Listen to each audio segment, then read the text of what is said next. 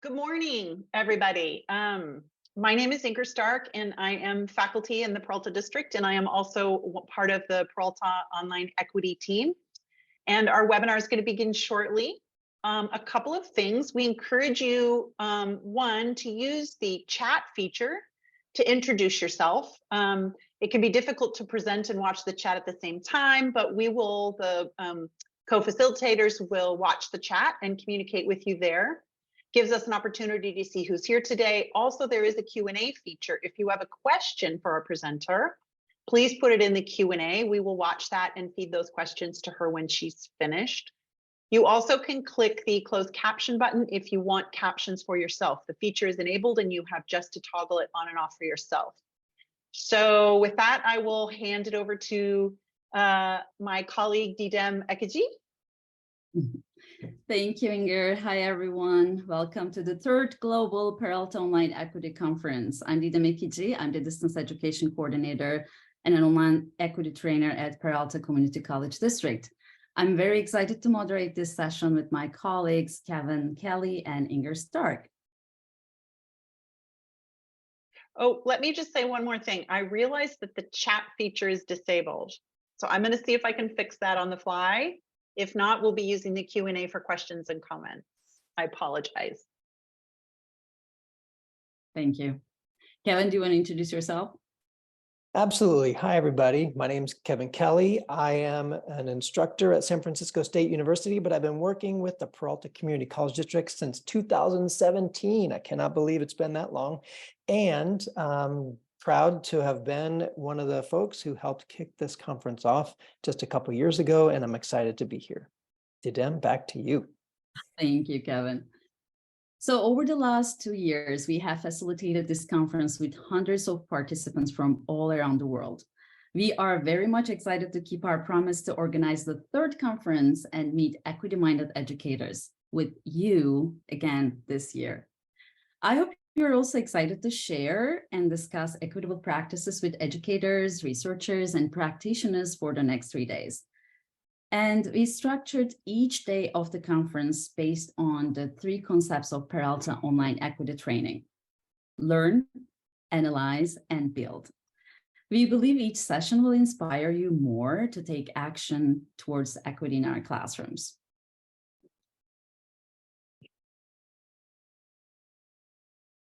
And before we dive into today's conference, I'd like to share a few participation guidelines. Now and throughout the conference, we'll be using automated Zoom captions during the live session, and we will edit the recording transcripts before we share them with you to be more accurate. At the bottom of the Zoom window, you will see a closed caption button.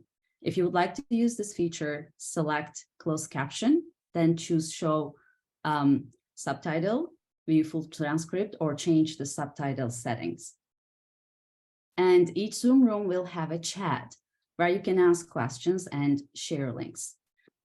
And every conference session also has a Padlet board that for your questions and comments that we will be using later on. And now we would like to officially kick off our conference today with a welcome address by Dr. Tina Vasconcellos, Vice Chancellor of Educational Services at Peralta Community College District. So let me just briefly introduce Dr. Vasconcellos.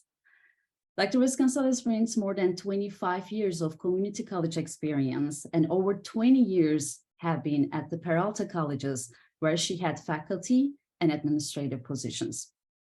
Dr. Vasconcellos earned a PhD focused on community college leadership from a national perspective from Colorado State University, and a master's degree in counseling psychology with an emphasis in multicultural and holistic counseling from John F. Kennedy University. She has a rich history of intentional and social justice-focused community service, and she's committed to working with justice-impacted communities. We appreciate the support that Dr. Vasconcellos provides for the Peralta Online Equity Initiative and the distance education team in general. Her speech will set the stage for our conversation today, so I'm excited to pass the microphone to her. Dr. Vasconcellos, welcome. Thank you. Good morning, everybody. I'm very excited to be here. for the third annual Peralta Online Equity Conference, and to be here with educators who are, like me, dedicated to meeting students where they are and consciously creating inclusive spaces for all students. Our students are multifaceted and not singularly focused, and come with a richness as they come to our classrooms and to our colleges and universities across California, the nation, and also internationally. We must be aware of the nuances and cross-sectional aspects of our students and the impact that we have as educators on our students' lives. As we in Peralta like to say, we transform lives. So I'd like to start a little bit with my own story, my narrative in the academy, as we say. I started off as a student who was not set out to succeed. I was raised by a single mother who was first generation high school student and high school graduate. My father is also the same, but I was raised by a single parent what that meant was that I was really raised in part by my grandparents, who were born in the early 1900s, who were immigrants, who were migrant farm workers, and who had little education. The whole focus of my upbringing was on getting a good job, making money so I could, support my family. And that was what the importance was. Education was also fine, but the main thing was getting a good job.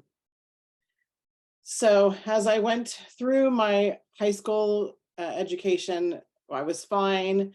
Then I applied to colleges. I got into several colleges that I applied for, once again on my own. I actually remember driving. I live in Northern California. I drove to Southern California to a university that I got into by myself and got down there and just went, oh my gosh, what am I doing? I was 17 years of age. I had no idea what to do. I had no idea what higher education really meant, or what it could do for me or my family or my son or generations beyond me. So I remember calling up home and going, I'm coming home. So there I started out then at Chabot College, which is a local community college here in Northern California. And I was working full-time. I've been working since I was 13, started working full-time as I was 17. And if I decided that I didn't want to take a class, I was pretty unsure about what I wanted to do. I would sign up for classes and go, oh, I don't like this instructor. Oh, I'm not really sure about this subject. I would kind of just disappear. I had nobody that I was connected to at the college. I had no idea that EOPS existed. As a Latina, I had no idea that there was affinity groups, or if there were affinity groups, what that would even look like or how I could be supported. I wound up getting support as I was dismissed from the college. I dropped classes, or I didn't drop classes, rather. I would disappear and get Fs, or sometimes the instructors would drop me. So I end up in the dean's office at the time. The dean happened to be, of course, a parent of my brother's friends. So that was a little embarrassing, to say the least. But what it meant for me was there was somebody who was there who knew me and who took an interest in me and really wanted to shepherd me so that I could actually achieve and continue to move on from community college and pursue many degrees after that in higher education. It took many years, as you know, when a student is on dismissal from either grades or with too many withdrawals, it takes years for them to get back on track. And without, being able to, or with repeating classes, sometimes multiple times, to sort of get through that process. So my journey through community college led to my success into where I was able to achieve not only an associate degree, but a bachelor's degree, master's degree, and also a PhD. But there's a familial piece to this for me. After I graduated from Chabot College, my mother attended the PACE program at Chabot and also was a graduate. She then continued her career and expanded to where she got to places in her career before retirement that she would have never been able to get to without her community college experience. And it wasn't so much the actual education that she received, but it was that transformational piece around self as and realization that she was able to succeed and to learn and to grow, and how intelligent she was, and being honored for that. Once again, coming back, to my roots, was really around working class, really around getting a good job. And it wasn't around pursuing education and seeing that that was a one of the avenues in excelling and breaking barriers and class barriers for us. So after that, she was able to be successful in her career and had a very long career in IT before she retired. So my journey into equity and social justice through education began when I was a student doing my bachelor's degree. Had an amazing equity-minded instructor who took her role in educating us to be students, and for us to take our ownership in our own education as really important. The first book that I was assigned was Paulo Freire and the Pedagogy of the Oppressed. So I'm a 20-something-year-old student. My mind was absolutely blown. And by the notion of student as co-creator and the sort of an alternative to the banking method that I had been, educated through for many years. The notion that that education had impact on individuals and communities, and that it served as an opportunity to break through class barriers. So what's fascinating is, as I was reading this, my mother was going through this process herself and liberating and moving through her class barriers that she's experienced. The freedom to express, the freedom to seek knowledge, the critical thinking, the key to liberation as awakening the critical awareness and the thinking process of the individual. Once again, this blew my mind. It really opened up a freedom for me as a student to be able to engage differently with my instructors, to be able to engage with fellow students. The second book that I was assigned was Bell Hooks' Teaching to Transgress. Once again, another level of blowing my mind around the notion of education as liberation and engaged pedagogy. And the fact education as a practice of freedom and going beyond class and race and ethnicity and the barriers that are set to hold us back. We know that the academy was built by and for white males. It was a time that that's who was able to attend education or higher education. We know that many of us in this space today, the academy was not designed for us, was not designed for us to access, was not designed for us to succeed, was not designed for us to transgress through and to move through the different levels of education. So those two books have impacted me in ways as a learner my entire life, and also sparked a notion for me as and sort of a light bulb went off for me, which I've seen in my students over the years, in how excited I was to become a learner. And I was interested in everything and I wanted to absorb everything. It really opened me up in a way, not just sort of as far as, moving through class and so forth, but just how I could expand and that I could try different things even, and the freedom that gave me. So I've been a community college educator, as was previously stated, for over 25 years. And these two books and these two authors, amongst many others, but these were the pivotal pieces for me personally in my 20s, I carry with me daily as an instructor, as a counselor, as a dean, as a vice president, and now as an associate vice chancellor. It's really important to me that I am pushing barriers. My goal is to break through them, to ensure access, to really create inclusivity, not for just our students, but also for our employees, to create transformational spaces and transgenerational success like my family has experienced and many of our students have experienced. I have the privilege of working with an amazing and dedicated distance education team at Peralta, and have done for years in many ways as dean and then also as vice president. I'm very, very excited that the work that they created in the equity framework has then branched off and blossomed into this equity conference, where we are able to have intentional and deep conversations around equity and social justice, and how we create learning environments that are accessible and inclusive and able to move through and to support students in moving through higher education. Ideally, we need to disrupt the academy and to start from a place and recreate spaces and places where students have a sense of belonging. All students have a sense of belonging as they come into our colleges and universities. Over the next few days, you have the opportunity to learn, analyze, and build. And I love the way that it's set up that way, so that today is a day of learning and engaging.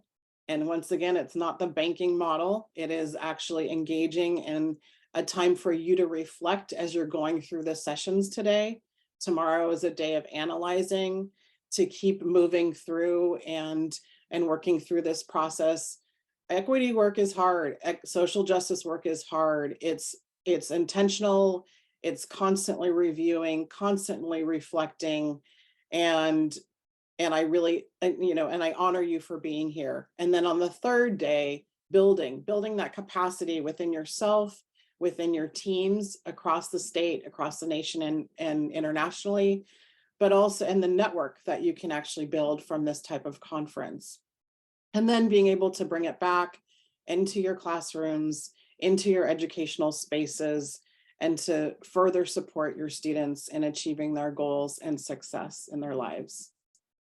I want to once again thank you for the opportunity to speak with you this morning. I'm really excited to be here. I will come in and out of your sessions as I'm able to over the next few days. And I wish you all a great conference ahead. Thank you. Wow. Thank Thank you you, so much. Dr. Vasconcellos. That was a fantastic way to really officially kick off this conference. And so thank you for sharing your not only remarks, but your history, which touched me. So we also want to thank you for your support for the Peralta Online Equity Initiative, which has many people behind it, and we wish that they all could be here on the stage sharing the spotlight with you and with all the team members. Before we get too much further into this session, we also want to take a second to thank our sponsors, Anthology and the Graduate College of Education at San Francisco State University have offered their support for this conference, and that's we're really grateful that we'll be able to do additional things for the initiative with what they've provided. I want to check in with my co-hosts, Inger and Didem, before we begin with an activity. There is one question, Tina, in the Q&A that says, I'm curious about how you initially got interested in attending college. So I was a scholarship student at a Catholic high school, and all of my friends were going to college. And so it was the thing to do. So I applied to college just like everybody else did. And so it was, like I said, so I applied to 4-year universities. I actually got into 3 of the universities. One of them was University of San Diego. And it's interesting because, as I've over the years as a learner, my freedom in stepping into educational spaces only really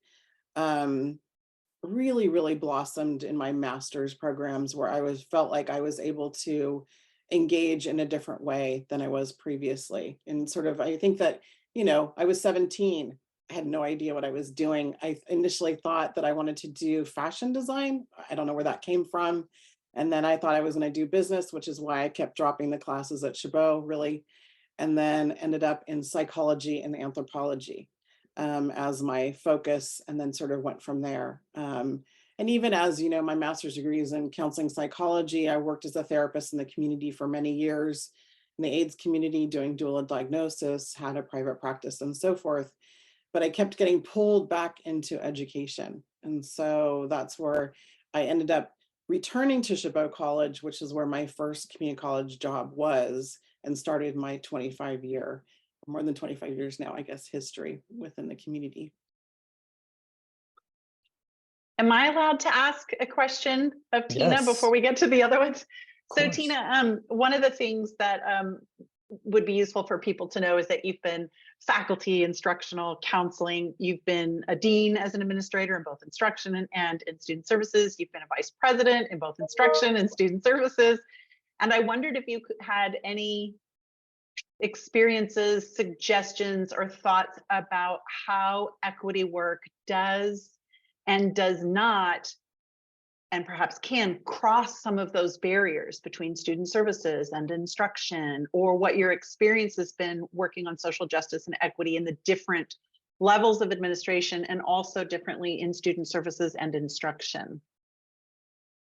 That was like 10 questions in one. So you might need to pull me back in. So I think, so if I think about when I started as faculty, when I was first full-time faculty, so I've always been interested, like I've always been pulled into social justice and to sort of different spaces outside in the community, outside of education even. And one of the things that came up for me was I was working with CalWorks students and EOPS students. I was in different spaces supporting CalWorks on a policy basis, right? And met some folks in the social services program or social work program rather at UC Berkeley. They then came to me and said, let's create a program. We're not getting qualified people with practical experience in our BSW program. We want to create something, you know, and so I then worked with them and also Alameda County Social Services and really worked to create a program, and which is still, it's morphed a little bit, but it still is at Berkeley City College for social service paraprofessionals. And it was really so that CalWorks individuals could then go back in and ideally shift the system and disrupt it from, you know, being a participant, coming in and sort of making it better. So I think from a faculty perspective, so I tend to be someone, and you know this, Inger, I tend to be someone who will ask for forgiveness rather than permission. So as a faculty member, especially, you guys have that power. I don't have that so much anymore, a little bit, but not really, as an administrator. So I was able to go in and create things. Another program that I did when I was faculty was a community health worker program. And that was designed, and I partnered with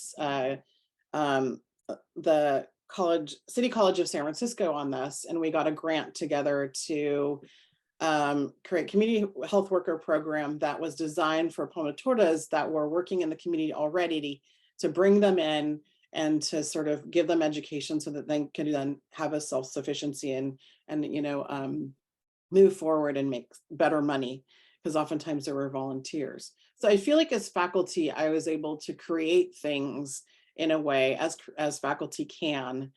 And my employment was in student services. My tenure is as a counselor, but I also always taught psychology and was always interested in building capacity and, like, you know, in programs. So when I moved into a dean, it was different. When I moved into, I first moved into dean of student services. And student services is an easy sort of space to talk equity. We've been doing it for years. You know, we've been talking about access. Community colleges in California are known for open access, right? And that we accept everybody. So having that kind of dialogue was a lot easier. Having it across the institution was hard, right? So I feel like as faculty, it was easier for me to pull in other faculty who were like-minded and to build capacity that way. Whereas as a dean, it was a little bit harder and to nuance, you know, I didn't necessarily have colleagues who were like-minded. So I would partner with faculty. And to be honest, faculty have been my biggest ally in doing this work, whether it was at Dean of Student Services. When I moved up to Merritt College, I was Dean of Instruction, and saw this need for non-credit opened up, right? We didn't have any in our district prior. All of a sudden, the whole CDCP, the stackable certificates, and the sort of more money for non-credit was available.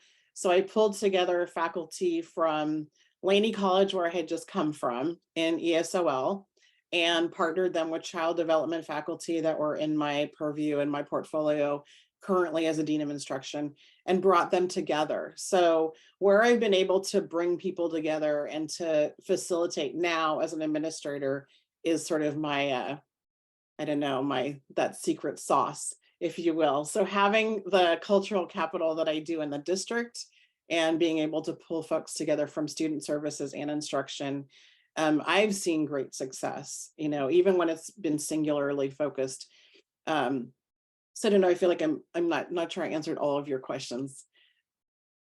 You answered all of them and more. Thank you. Okay. And I also would like to thank Dr. Vasconcellos for her great speech, inspiring speech, and reminding us like how little things can make such big differences in students' lives. Thank you for sharing that through your personal story.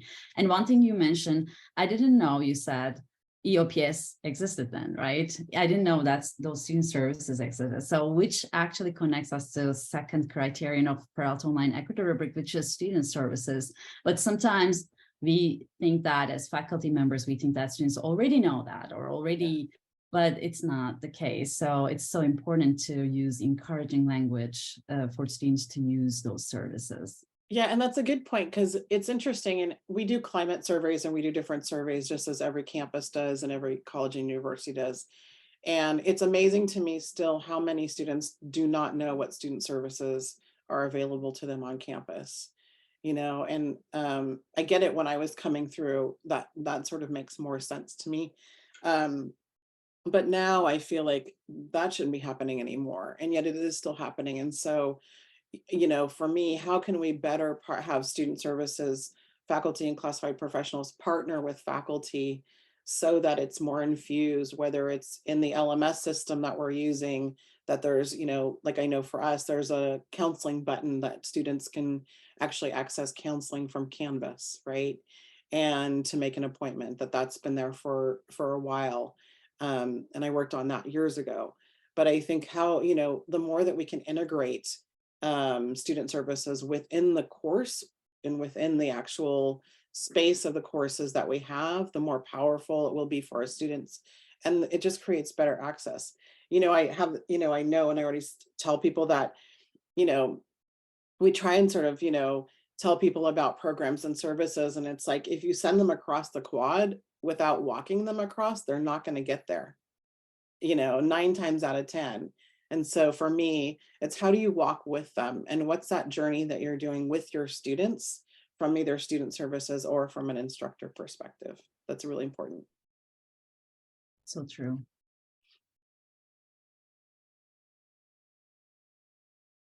Well, everyone is here. We have a good crowd for this welcome address, and everyone here is part of a global community focused on equity. We're really pleased that we have participants and speakers ranging from India to Ireland and Serbia and everything in between, Grenada, different parts of Africa. So we're super excited about that.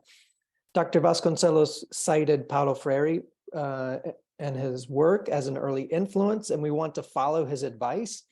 He said, if the structure does not permit dialogue, the structure must be changed. So I am going to ask you, the participants, who or what are some of the influences that inspire you to foster equity at your institution? Please use the chat to tell us what your influences are. And while you type, I'm going to put some of our hosts on the spot and ask Inger and Didem to talk about who or what your influences have been. Some of them, it doesn't have to be a complete list, for fostering equity at the Peralta Community College District.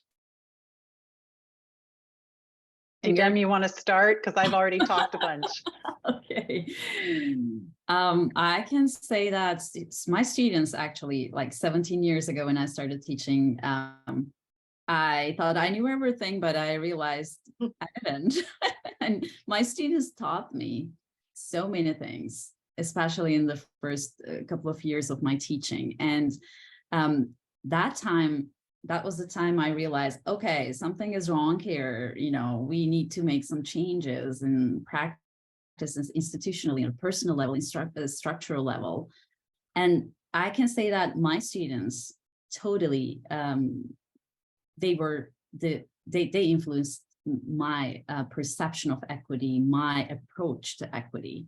And I can say that I'm still learning. And like, I remember the first day of my teaching in my life, and now it's been 17 years, but I see that they're still teaching me things, and they're still teaching me how to practice equity.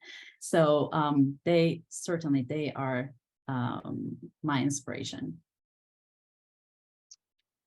Mine came from doing nonprofit work in a former life. I was the director of a center that provided services for women who experienced personal or familial violence. And I did that for a number of years, and I decided I wanted to go back to school, and I accidentally registered for a class in sociology and was stunned to find out that there was a discipline that actually put an academic language around the structures in society that would help people and me to understand inequalities and injustices and the historical context of those. So I got my master's and PhD in sociology and went to work in the community college system. And I actually have to say, at the risk of saying what she said, Pedagogy of the Oppressed is a book that had a transformative impact on my thinking, and I still teach it in my sociology classes. And Bell Hooks' Teaching to Transgress also had a transformative impact on my thinking. And I still teach bell hooks in my sociology classes as well. So I'm not just copying Tina, that is a truth. But sometimes when you read, or there's people saying they went to a conference and heard someone speak, or they read a book, or they followed a person, sometimes something just really clicks in your brain and really opens up the way you think about equity. And then in Peralta, a number of us who actually were working in distance education came to begin to realize and think about how digital learning and online learning exacerbates education gaps and equity gaps. And that really motivated us to pull a team together. So that was my inspiration. But I'm looking at the chat at all the interesting ways that people became, oh yeah, Borough Genius. I have never heard of that one. A number of people have cited their own students. Pam Doherty cites Lisa Delpit's work. African American Learning Community. Right.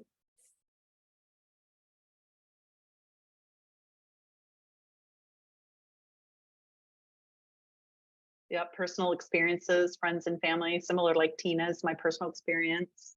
Wonderful. Temple Grandin's insights on neurodivergent learners.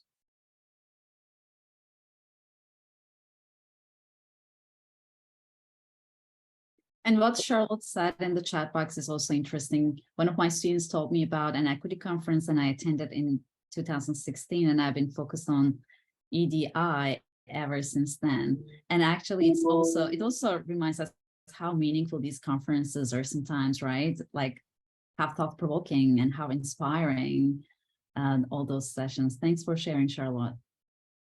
Well, and we can repay the favor, right? So I have told all of my students about this conference that it's free and recorded if they have classes or need to work during the day so that they can come back and catch it. But we encourage all of you to let your students know as well, because without the student voice, we have an incomplete picture about how we can provide more equitable circumstances for online learners.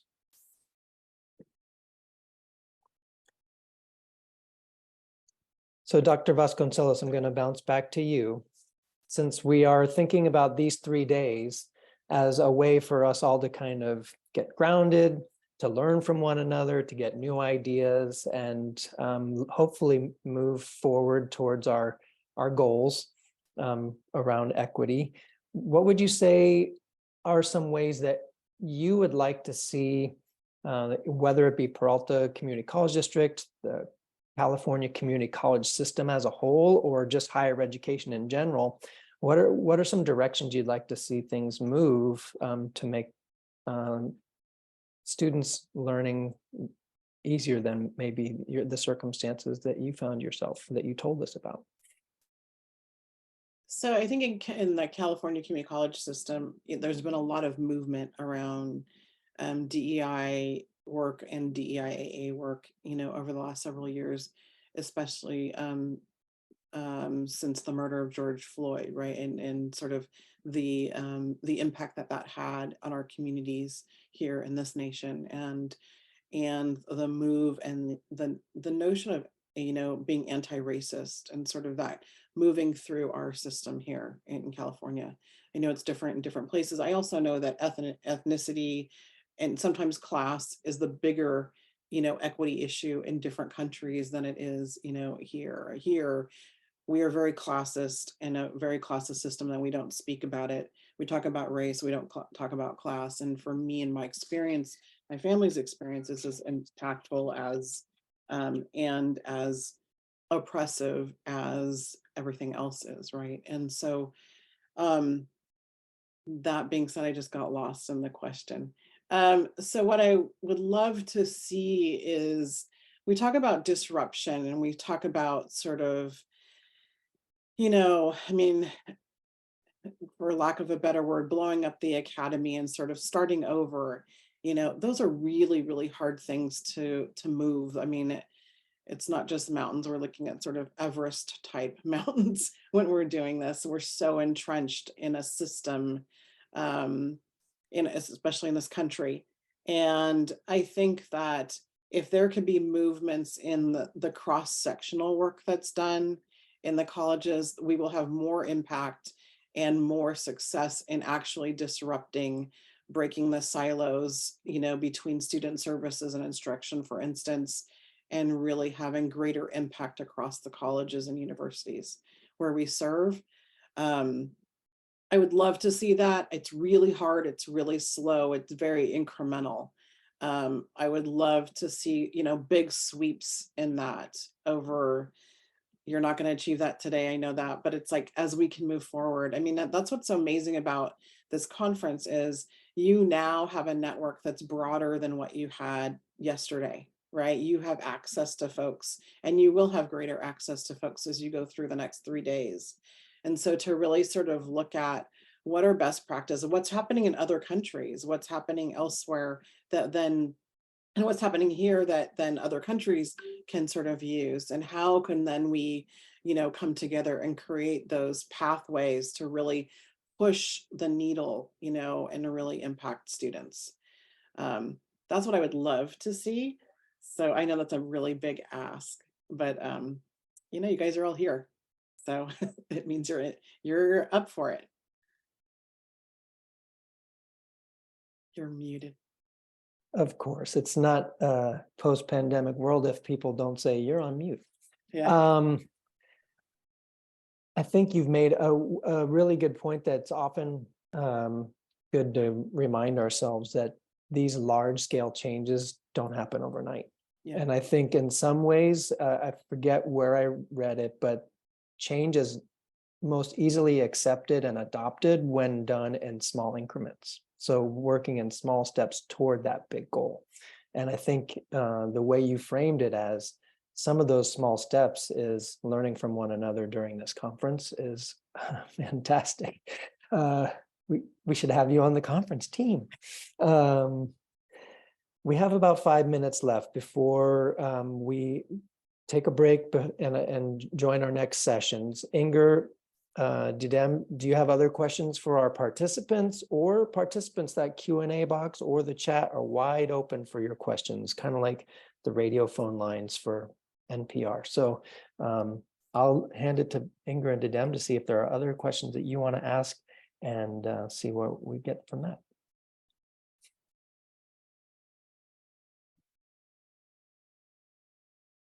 You're quiet, Didem.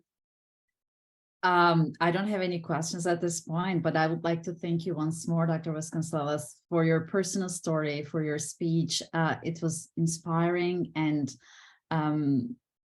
we hope to see you again in our fourth conference next year, April, hopefully. But thank you. We really also appreciate your great, tremendous support for distance education team. Thank you. Thank you. Thanks for inviting me. I really appreciate it. Have a great I will also point out, and this may be true to other people, and I think this happened at our conference a couple of years ago, that people said to our team, you're so lucky to have an administrative lead that actually knows and is invested in equity work and social justice work. And that is true.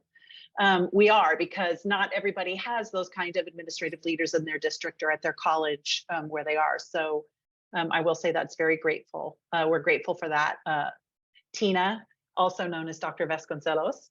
Kevin, do you want to roll out the Padlet and let people know about that before we close? You bet. I just popped in the chat for those who are interested. Throughout this conference, we want to capture your questions, but also your experiences. If you've developed resources locally, or if there are things that you find useful in your own work related to equity for online learners, share them through that Padlet. We're going to put it up on the conference website as well, so that everyone can see and jump in through that as well. But we're going to have a networking session on Friday. One of our speakers ended up having to go through a medical procedure, and so won't be able to present. We're going to use that time slot wisely by having a session where everybody comes and talks about the initiatives you're engaged in at your institution, or the activities that you're working on, some strategies that you're using as a teacher or a staff member supporting student success.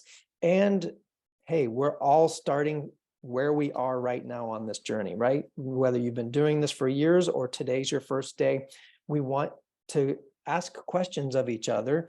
I know one of the things that Inger mentioned when we were first planning this conference is, how do we deepen our understanding of what it means to have equity at our institutions? So are we only tackling these things in superficial ways? And so we all have questions, no matter how long we've been doing it. Put them there in the Padlet. The link is in the chat, and we are excited that you're here. We have, again, a short break, and then we're going to start again at 10 a.m. Pacific, 1 p.m. Eastern, and then every other time zone in the world. We use timeanddate.com to figure out the translation of time zones for us. But the Program at a Glance link will pop in the chat as well, so people can easily find the Zoom link for their next session. Give me 1 second. Program at a Glance. Boom. So now you've got it.